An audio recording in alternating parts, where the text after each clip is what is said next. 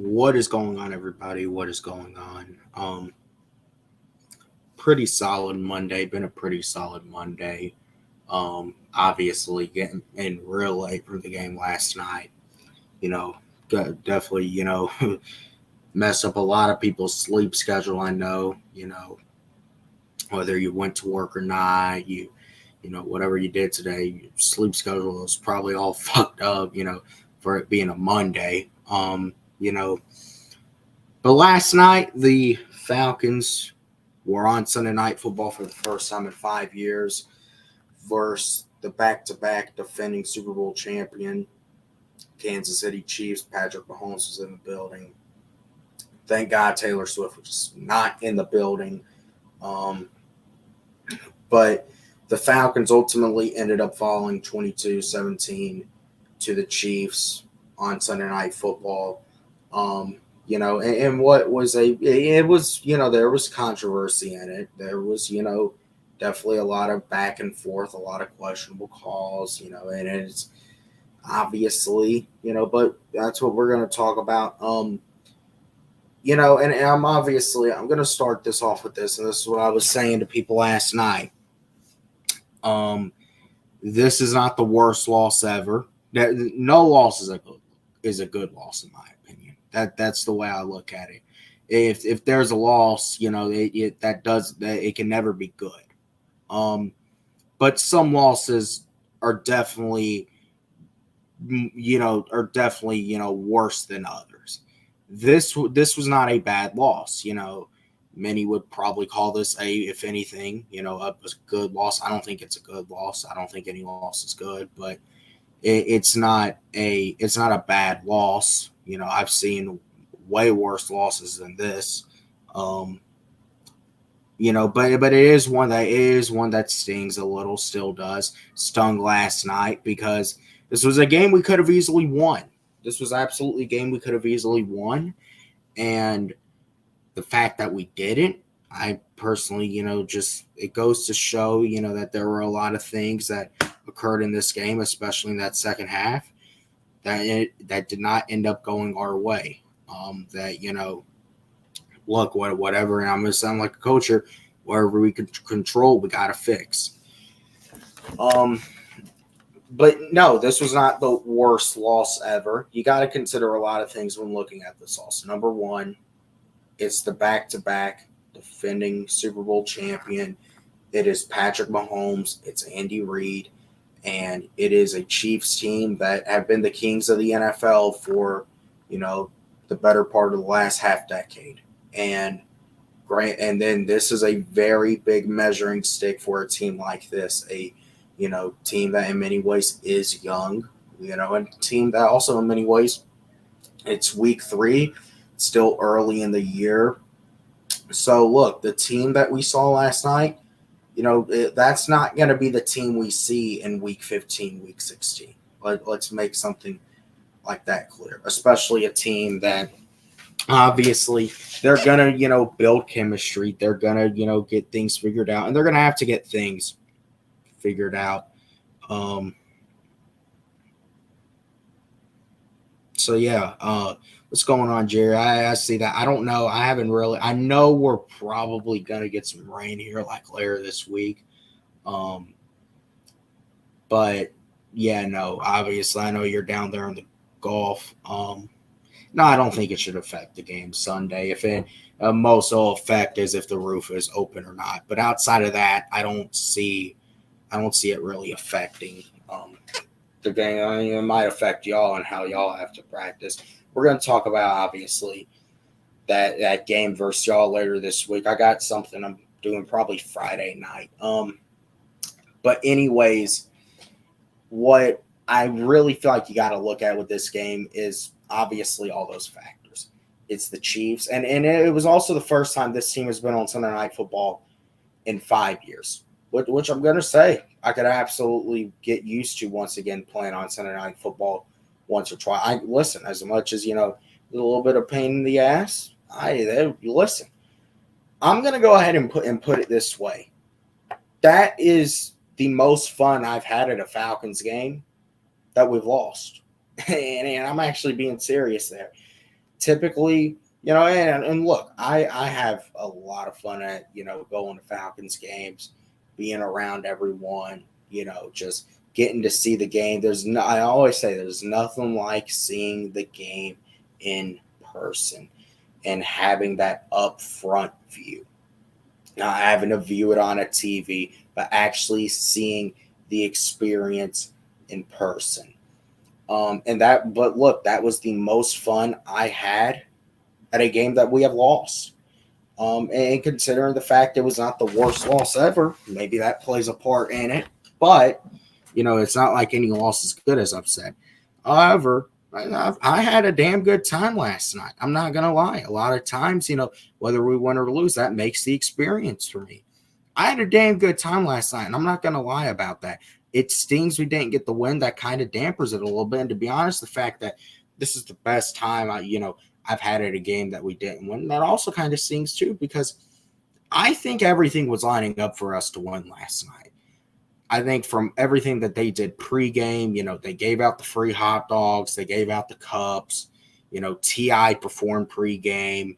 They had that chick singing the national anthem, who was from here. Obviously that don't read too much, but I mean T.I. was performing pregame. He had his whole family there. They weren't, from what I heard, I don't think they were doing what they were doing at that Saints game last year, where where him and his son were getting at it. Looked like they had a good time last night. He had his little girl there. I'm happy for that. He put on a damn good show, as he always does. Got to meet up with Wolf, man. Wolf is a solid dude. Got to meet him and his family, man. I tell you, Wolf, he is exactly who he is in person is who he is online. He is a real dude. He speaks facts. Obviously, you were watching last night. Went live a couple times. He was on there. Shout out to him for coming down. Shout out to him, for it just, everything. Shout out to him for being a solid dude. And we're definitely gonna have to do it again if you do catch this back. But yeah, no, I think this was all lining up for us to win. I think and then you look at the opening drive we had, where Cousins went 5 for 5. Drake London was wide open for the touchdown. We had the first half, we did pretty damn good. We won that first half, but the only thing is, in football, you got to win after 4 quarters. That's the only thing with it. And in that second half, Kansas City did what, they do best nowadays. See, and I've been saying this I've been saying this not just because, we're talking about the Chiefs a lot, because it's the Chiefs. It's Patrick Mahomes. The Patrick Mahomes that was early in his career, where he was looking downfield, he was looking to take the deep shot to Tyreek Hill. He was looking for the deep shot to Travis Kelce or McCole Hardman, or Watkins or whoever was on that team. They really didn't have a running game. But you look at the Chiefs team now, and I really think everything started to change for them after that Super Bowl versus Tampa, when Tampa just came out and dominated Patrick Mahomes, really kind of, showed a lot of his weaknesses. After that, they really changed a lot of, how they do stuff. Mahomes himself, he started to really go through his checkdowns. It wasn't just he's looking to, take the big shot downfield anymore. He's tanked the deke and dunk, and a lot of that can also be contributed to Tyreek Hill isn't there anymore. Travis Kelce is getting up there in age, and honestly is not that much of a big factor in the Chiefs offense as he once was. You really look at the Chiefs offense now, it's Mahomes, it's Rashee Rice, it's Pacheco who's out, it's Xavier Worthy. That's what that offense is. Shit. Noah Gray has been getting as much. I think Kelce had more grabs than him last night in the game, but shit, Noah Gray really is starting to become a more premier, point of that offense. So you really look at the type of ball Kansas City plays, and obviously they play really good defense. Spags is obviously an amazing defensive coordinator. They play amazing defense. And when you really do look at what the Chiefs love to do now, they love to dominate the game, play at their pace. It's very different from early in Mahomes' career, but they're playing that game at their pace. They're going to sustain 6-7 minute drives, and at the end, they're just good. They're just going to kill you. They're going to punch it in for a touchdown. And there were some drives where they did it last night. That drive in the third quarter, their first few drives. I mean, listen, they absolutely dominated time possession last night. We lost it 35-25. As a matter of fact, most of that fourth quarter, we had the football. So we held Mahomes scoreless the entire fourth quarter. We still found a way to lose the game. We couldn't pull through. And that's because this offense, even though they did have a fast start, they failed to get the running game going to the extent I would have liked. They tried to make it too much about Bijan Robinson when Tyler Algier was literally right there.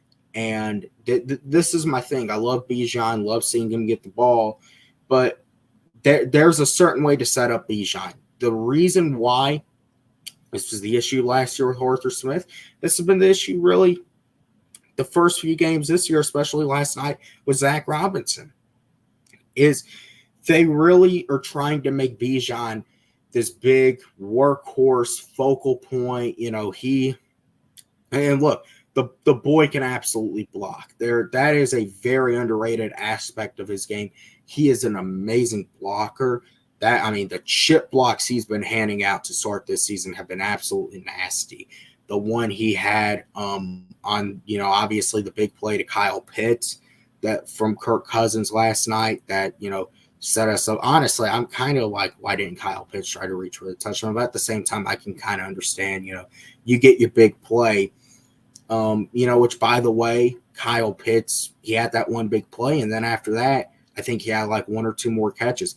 Why wasn't he more involved last night? You have to set up your running game with Tyler Algier.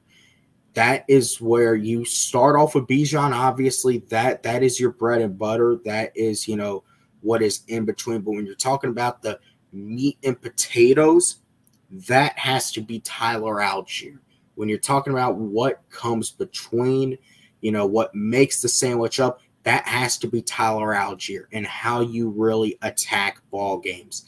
And another thing about it, which obviously is going to hurt, Drew Dahlman and Caleb McGarry both went down last night. You can maybe say if neither of them went down, maybe we could have won that game because obviously you look back on that final play where, the play call, in my opinion, I don't think it was the right play call.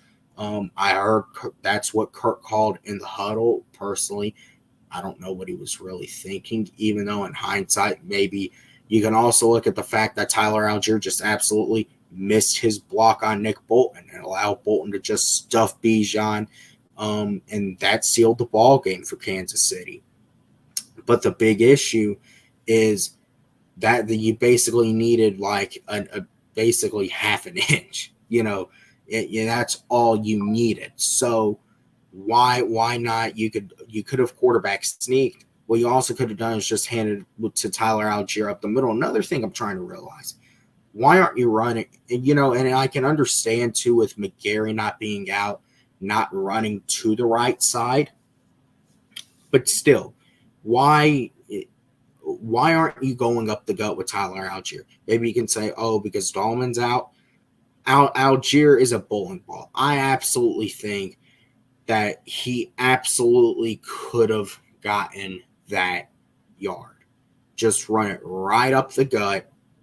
No, trying to go to an inside zoner, just right up the gut for the first down.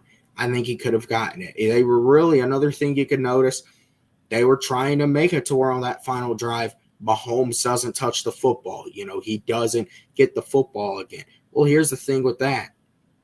You got to trust your defense, number one, even if he does. Number two, you dive for that first down. Still, you have – 2 timeouts, 40 seconds. I would honestly probably say, even if you do punch it in right there, that's what. And obviously, 40 seconds for Patrick Mahomes, that's nothing. We've realized that. even if we would have gotten the 2-pointer. So I can understand that, but still, let's say you are running there, that would have been what, first and goal at the 5. You get a 3-yard run there. That maybe Kansas City takes a timeout. But still, even at that, even if they don't, you could have winded it down to like 30 seconds, 10 seconds. But there's many ways you can look at it. Another big play that I think really tilted this ball game, when you look at the fourth quarter, you look at that interception before halftime. With obviously, and you can say, well, the ball was tipped in many ways. Kirk was hit as he was throwing it, but still, that's a situation. You have to have better awareness there, right before half. I say this, right before halftime, you gotta lead. You're up 4. You should either be running the football, or it should be nice, just little drag routes. That's a thing. Why are we not getting Kyle Pitts on drag routes? With just easy little drag routes that can pick up 5 to 10 yards. Why aren't we doing that? That's my thing. If he's this 6'6", 240 tight end, let him work the middle of the field. So yeah, I don't know if I'm putting the link out today, because I do want to talk about this. I don't know if I'm going to put the link out today, but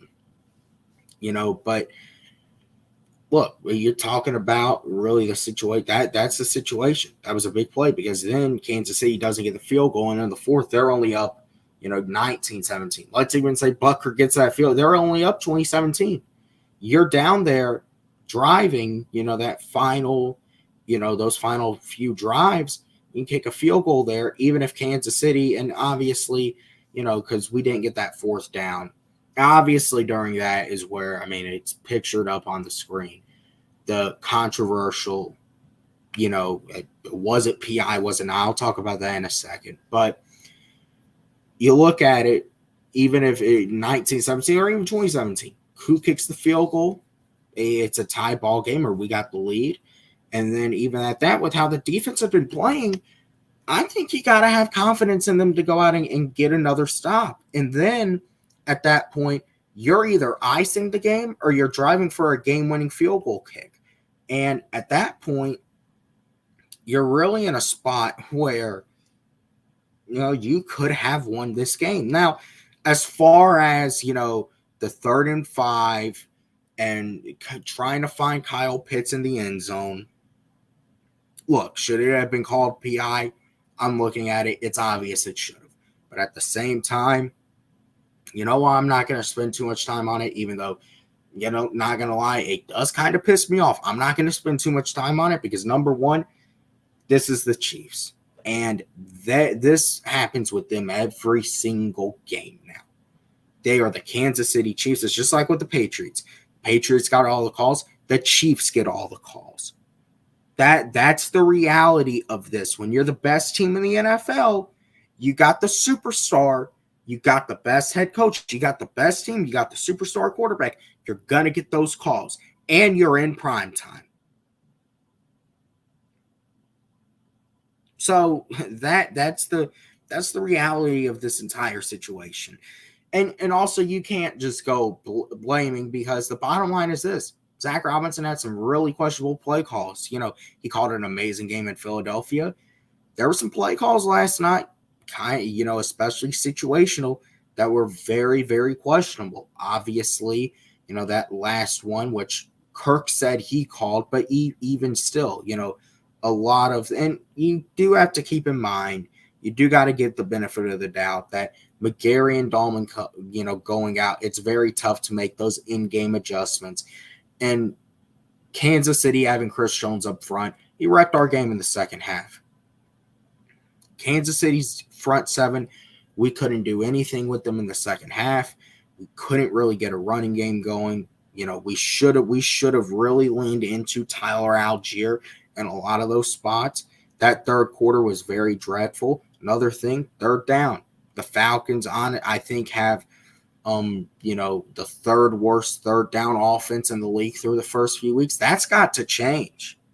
If you want to be and listen, I still think that this team is going to be a very solid team. I think when you do look at it, the schedule, you're going to have easy stretches on this schedule. You're going to be in it. You're still going to be in the playoffs. You're still going to be in contention for the division. However, and that's a big thing. However, you have got to be able to convert on third downs. There's going to be key third downs in this game. You've got to be able to convert. So the other thing with, summing this all up is this was a game we absolutely could have won. There were missed opportunities. That there were some bad calls. The Pitts one was not the only one. There were some bad calls. Or bad non-calls, however you look at it. But the bottom line is also this. There were things that we could have easily controlled last night that we failed on doing. Now, with that being said, we're 1-2. I was saying this, 1-2 is a lot better than 0-3 because we got that win versus Philadelphia Monday night. Now, you can look at that game however you want to. Oh, the Falcons stole that game. Saquon Barkley makes one catch. We could be 0-3 right now. That's true, but we're not. We're 1-2. And it just so happens the game that we won was the game versus the NFC opponent. And the two games that we lost were against AFC opponents. So that is where you do look for some silver linings. There definitely are silver linings. I think a lot of people honestly would have thought, the Falcons, they'll be 1-2 after the first 3 weeks because just of the nature of with this being such a, new team, new quarterback, new head coach, a lot of attention on them. There is going to be some getting used to, some coming together. Obviously, Kirk Cousins, it takes him a few weeks to get everything together. It typically isn't really until around this time that Kirk Cousins fully comes into his own and, we start seeing the best out of him. And, you had to expect that again this year. Obviously he had a great final drive in Philadelphia. I say he played a pretty good game last night outside of the interception and, that final play call, if that was on him, and he has to take some blame for that. But at the same time, you can't, just put blame on one person. You got to look at other people too. But that's the reality of the NFL. And the bottom line is, I think what you really have to look at is this. After that game in Philadelphia, everyone was excited for this game versus Kansas City. If we would have, and let me go ahead and say, I absolutely wanted to win this game last night. I wish we would have won this game last night. To really cap off what would have been probably the greatest experience I've had at a Falcons game. I've gone to a lot in recent years. I don't know this. Probably what would have been personally for me one of the greatest, experiences I've had going to a Falcons game. And obviously it was still a damn good experience. I had a good time. I'm not going to sugarcoat it, but still, it was, a game we could have easily have won. However, when you look at the stretch that we're heading into, you can't go into this stretch with your heads too big. And for a team like this, a team that has their veterans but also still has a lot of young players, a game and a win against a team like Kansas City can absolutely get your head big. Coming off of a game versus Philadelphia, it can get your head big. It can, and look, y'all listen, it's who the fuck is next. That's what it's about. Who the fuck is next? Who is next is our arch rival. Is the team from down in the swamp. Is the team that, we want to beat more than anybody. That's who's next. So, no, I did not want to lose this game last night. I absolutely did not. However, I think now it's kind of offset. We kind of see, yes, we can hang with these teams. We're going to be all right. we're going to be good. We take care of our business, we're going to be solid this year. But we got to improve on some things. Obviously, the thing with, McGarry and Dahlman, being out, and it's going to sting, but now you get an entire week to game plan heading into the game versus New Orleans on Sunday. So ultimately closing the door on this Chiefs game, it was absolutely amazing being back on Sunday Night Football. Amazing it being in the Benz. I had an awesome experience. I could definitely get used to it. That's what I could definitely get used to it. 5 years, I don't, better not be another 5 years, which I don't think it will be. I think, there might even be a game or two later this season that, the NFL always flexes some games, this and that. Obviously we'll have to see how the season plays out. But, hey, you don't know. Maybe we see the NFL, flex one of the games that we're in into Sunday night. There's, I think, a game versus Washington, TBD. You never know. Never know. So, but yeah, obviously it's all about, the Saints. It's all about the Aints. It's officially hate week. So obviously very excited for that. Definitely gonna, I'm gonna be doing some content with, doing a little bit of collabs like how we always do when we're playing the Aints,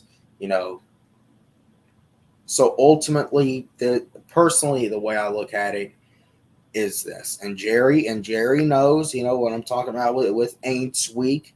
He knows because his team's gonna take the L Sunday. But we're gonna have to talk about that game, a little bit later in the week. But ultimately, close the door on this Chiefs game. It's a game we could have absolutely won. It's not the worst loss ever. It does sting, it stung way harder last night. Kind of wore off today, but you can't spend forever drilling on it. This was really a measuring stick to see where we are, and we see that we can hang with any team in the NFL, but we got some things to improve on. We do. We got to improve on some things. And ultimately, we do that, we'll be in a solid position. But now, the next two games we got coming up against the Saints, and then 4 days later, Thursday Night Football versus the Tampa Bay Buccaneers. Those are two of the biggest games you've played yet. They're both at home. We ain't gotten a home win yet. We've had two home games, and we've lost both of them. The one game that we won was obviously on the road in Philly. We gotta win. We gotta win Sunday. Honestly, I think we gotta win these next two games, but we have to come away absolutely with at least one, because the worst thing that you could be is 1-4 after these games. But honestly, I don't think we're gonna be 1-4. I don't. We're too damn good of a team to be 1-4. Honestly, I think we come out and we take care of business. We see where we need to improve on. I think we're going to be in a solid position. I do.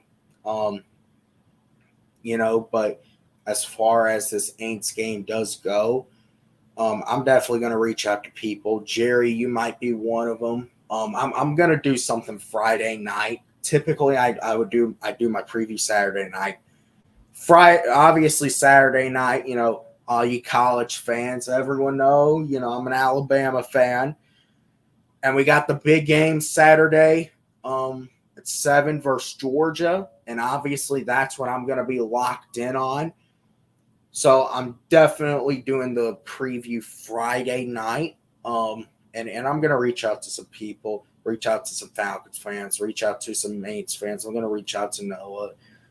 Jerry, if you're down, maybe I'll have you on it. I'll try to reach out to, a few Falcons fans. But yeah, no, listen, I think ultimately this game is, that this was a game we could have won. But at the same time, we saw where we need to improve on. It was fun being back on Sunday night. I could definitely get used to it again. If not this year, definitely, get another Sunday nighter in the Benz next year. Or just get back on Sunday night. Obviously, I was there. They showed the, video of Carrie Underwood doing, and all that. They did the introduction of Sunday Night Football, welcoming it back to the Benz.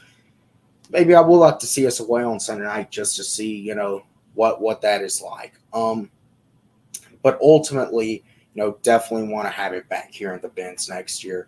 But right now, it's officially on to the Aints. It's all about who the fuck is next. And look, now it's officially hate week. It's a must-win game. It's always a must-win game versus the Aints. But this is a must-win game. We cannot lose this game. We have to come out here. We have to get the W. These next, we got 3 straight division games coming up. We are in so even at 1-2, we are in an absolutely great spot to, after these next 3 games, be in control of the NFC South. But we got to come out and take care of business. We're going to talk about, the Saints game later this week. Obviously, I'll have my picks out tomorrow. Appreciate you all for coming on. Just let me take a look at some of these.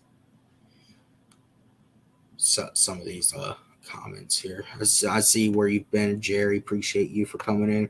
Yeah, man, I love T.I. too. Love T.I. Shiesty, I didn't open it up today. Maybe another time. Jerry, whoever else is going to watch this on replay, appreciate you all for tuning in. And I will see you all in the next one.